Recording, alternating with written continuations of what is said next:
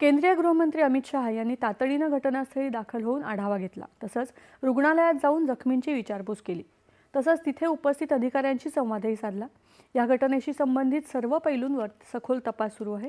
सर्व शक्यतांचा शोध घेतला जातोय असं शहा यांनी पत्रकारांशी बोलताना सांगितलं। स्फोटाची माहिती मिळताच दिल्ली पोलिसांचं विशेष पथक, गुन्हे शाखा, NIA पथक, NSG, SPG पथक आणि FSL पथक घटनास्थळी पोहोचून त्यांनी तातडीनं तपास सुरू केला।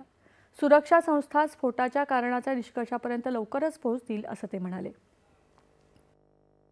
देखिए, हम सभी एंगल्स को ओपन रखकर सभी दृष्टि से जांच कर रहे हैं।